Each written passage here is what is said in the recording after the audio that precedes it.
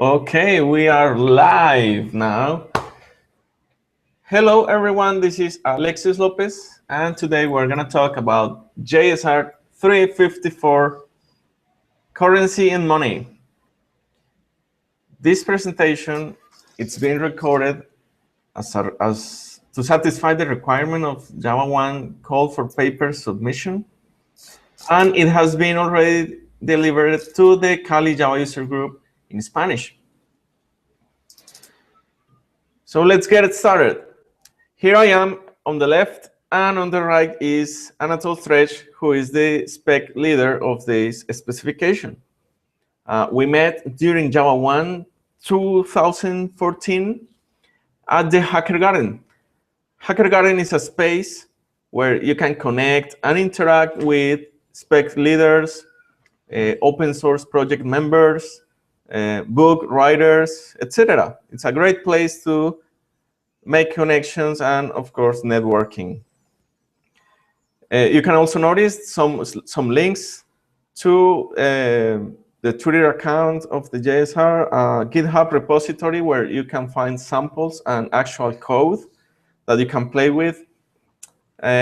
Also, the specification document in the JSR, sorry, in the JCP website.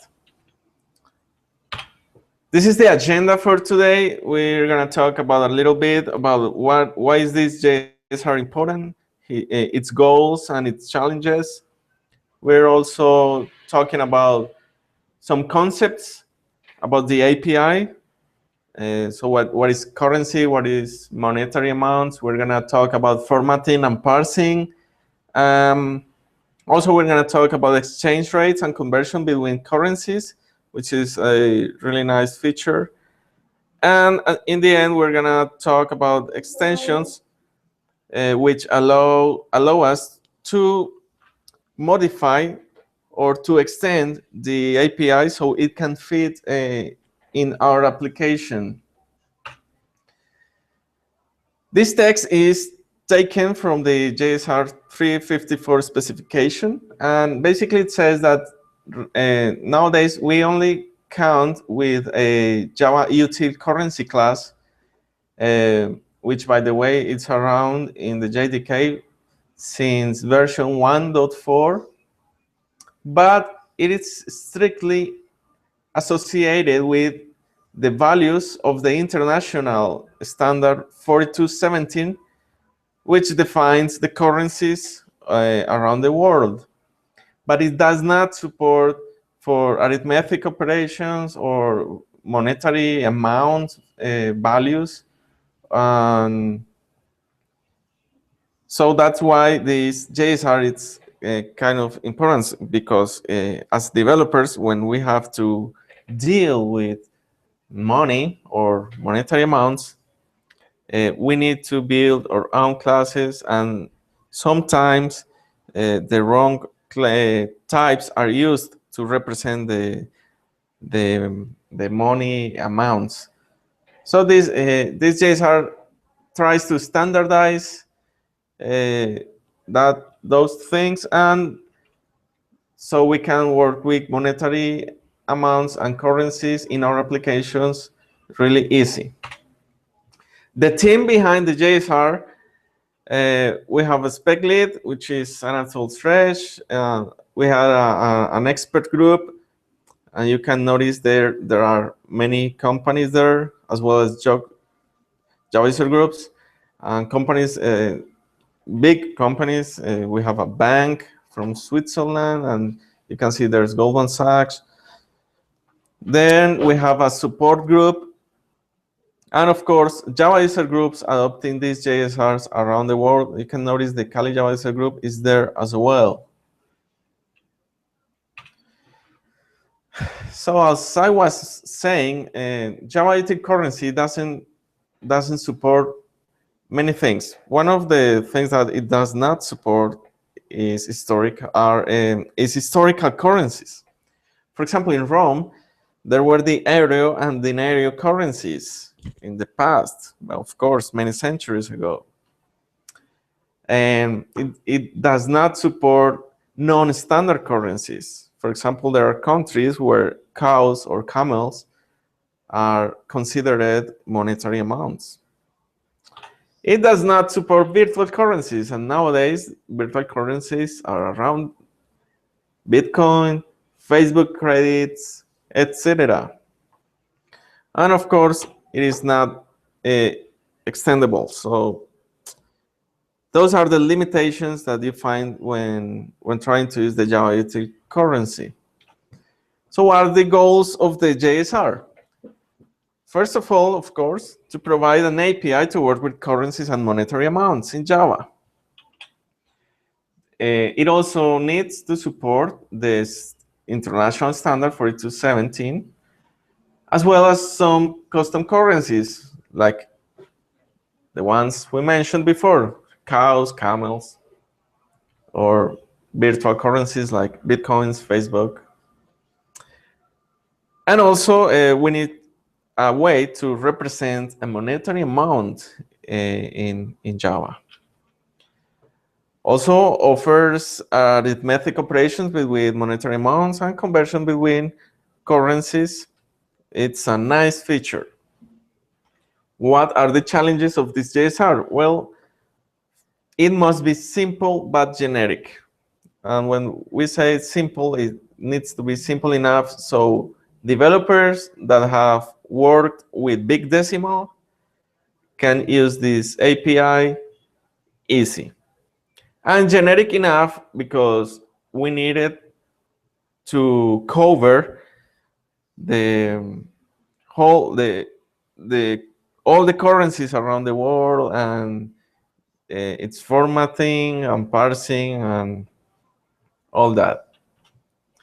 It needs to have a very optimal performance, of course, because if we're gonna use this API on an e-commerce application or in a trading application, it has to be very fast and efficient. And it must specify some extension points in a way that we can modify its behavior or add new functionalities to the API so it can fit our requirements. Let's talk about the packages that are specified in this specification. JavaX Money is the main package. You find here classes and interfaces that represents the currencies and monetary amounts. We have JavaX Money format where you find classes and interfaces that works with formats and parsing, of course. We have the JavaX Money convert, and there you find classes and interfaces to work with conversion and exchange rates. And last, we have the JavaX Money SPI, which is interfaces and classes so you can extend the API. We're gonna cover the first 3 packages in this quick overview, and hopefully you will find this JSR very useful for your applications. Let's talk about currencies. There's a singleton class called monetary, which you can use to get currencies. And the way you get currencies are as follows. You can have a currency code, for example, Colombian pesos or US dollars. And in that way, you pass that value as a parameter and you get a currency unit. Also, you can use the locales. For example, here we are using the locale for Colombia. So you get the currency unit for Colombia. In this sample, you get the locale from United States. So you get the currency unit for United States, US dollars. And you can also create your own currencies. For example, here we are building a Bitcoin currency unit. That's the XBT you see there. That's the Bitcoin currency code. So it's very simple to work with currency units. Now, Let's talk about monetary amounts. A monetary amount it needs to have first a currency, also a numeric value, and it must allow arithmetic operations. The API is being designed as a functional and a fluid API. We're gonna see that in just a moment. Let's create a monetary amount. So remember, we have a currency unit there, and we ask to the monetary singleton to get the default amount factory, which we can use to build a monetary amount. We set the currency, we set the value, and then we just create a monetary amount. Let's create a monetary amount in Colombian pesos. So we get, again, the monetary amount, the monetary singleton, we get the default amount factory, set the currency, and notice that we can send the currency code as the currency, and it will interpret that code as a currency unit. We set the value and we create the monetary amount. So then we can, of course, do some things with those amounts. Let's say we want to add the Colombian pesos to the United States dollars. Easy, huh? Well, not that simple. We cannot do arithmetic operations with different currencies. Okay, that's a rule. You will get an exception, which is a monetary exception, that tells you that you can work with different currencies. Okay, so what arithmetic operations do we have? We have, of course, adding, subtracting, multiplying, dividing, all the normal and regular arithmetic operations. And you can change those arithmetic operations. Let's see that. Here, we have a monetary amount of 100,000 Colombian pesos. And what we want to do is that we're going to subtract another monetary amount, and then we're going to multiply the result by 2. And then we're going to add again another monetary amount. So the sample is just showing you that you can chain different operations, and then you get the final result. This is a fluid API that we were talking about before. Now let's talk about formatting and parsing. There's a class which is called monetary formats that lets you get formatting for different locales. So for example, let's suppose we have a value in US dollars. That's a monetary amount that we're watching in the top of the screen, of the board, sorry. And we want to get the United States format for currency. So when we have this format, and we apply that format to the monetary amount, we will get something like what we have in yellow. I could also ask for a different format. If you have a different pattern that you want to format the monetary amounts with, you can create a personalized or custom format. This is the way we do it. We just ask the monetary formats class for a specific format with a pattern that we specify. In this case, we are saying, I want the format with the currency unit at the end. And the locale is going to be United States. So we want United States dollar format. That way we get the result that I'm showing you in yellow. There's something interesting. Since there are many currencies around the world, they all have different formatting and different capabilities.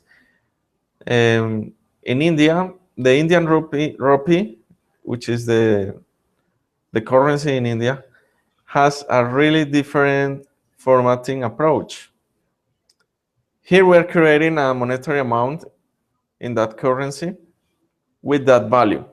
Of course, you will notice it's a big value, but it turns out that its formatting is really different. They format the monetary amounts in groups of 3 or 2 numbers.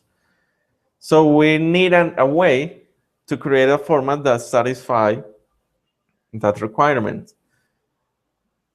We are using here an amount format query builder, which allows us to create a new way to create a format. Here we're saying we need to group in the numbers, the monetary amount in numbers of 3 groups, and the last in 2 numbers. So when we apply that format, we're gonna get something like what is shown in yellow. You will notice that it's really different for what we are used to, but that's how they do it. So this API needs a way to satisfy those kind of requirements. Now we're going to talk about exchange rates and conversions. We need to use a class which is called exchange rates. Of course, exchange rates are used to convert currencies. But you may ask, where are these exchange rates coming from? Well, the API specifies that there are some providers that provide this kind of information. Okay, for example, we have the European Central Bank and the International Monetary Fund. They provide information about exchange rates between currencies, right?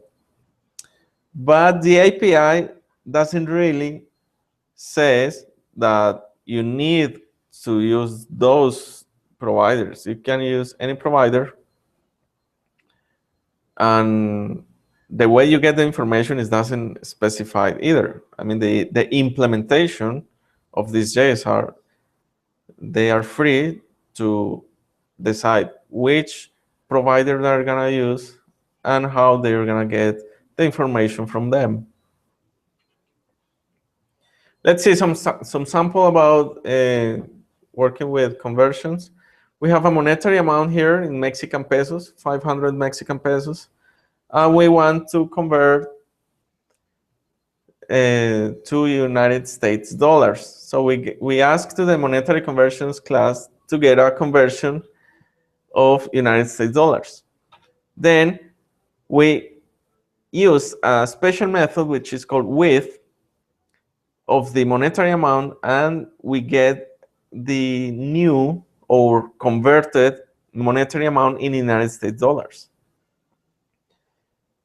We're going to talk a little bit about the with method in the next session, but you can understand it like a way to convert one monetary amount to another with the same currency or not, or a different value, or both. We can also get the exchange rate for that conversion with the get factor method. We get how many Mexican pesos per United States dollars. And we can also get which provider was used for the conversion.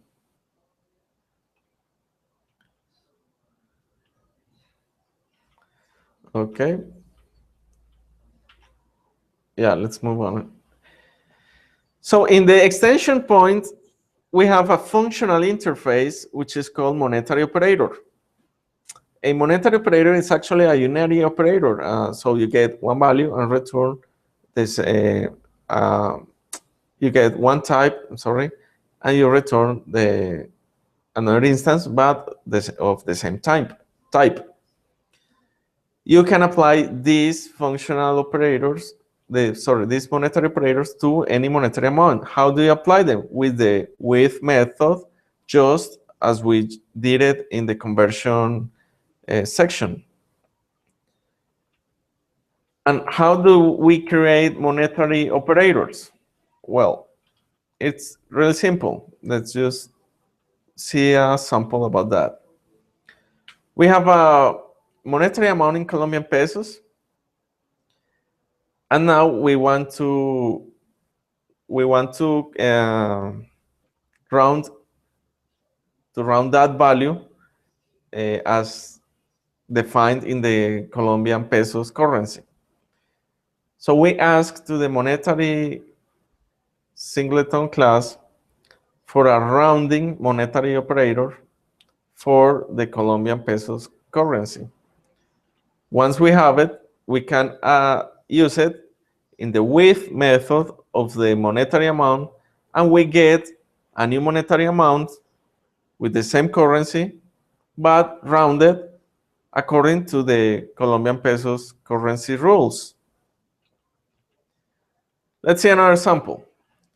We want to duplicate the value of a monetary amount.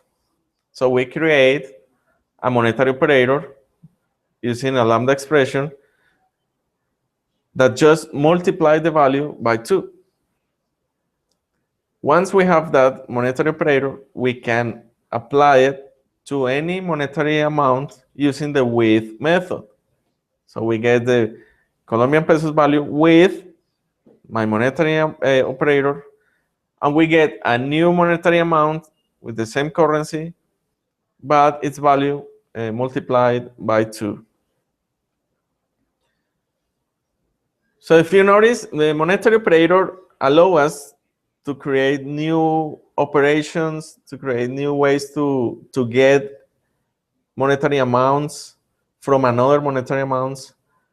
And you can use it to get percentage of a monetary amount. You can use it to create financial operations. It's a really good way to extend the API. So that's it for a quick review of the JSR354. I hope you enjoyed this presentation, and please visit the GitHub repository where you can find this and many other samples and hands-on labs, so you get to work with this API really fast. Thanks for watching. Thanks, Alexis. Very interesting. Yeah. Okay, so hopefully this JSR will be, it is already final, but it's not clear if it's gonna be part of JDK 9 or later, so let's see. Okay, excellent. Okay, finishing here. See you next time, Alexis. Okay, thanks. Bye-bye. Bye.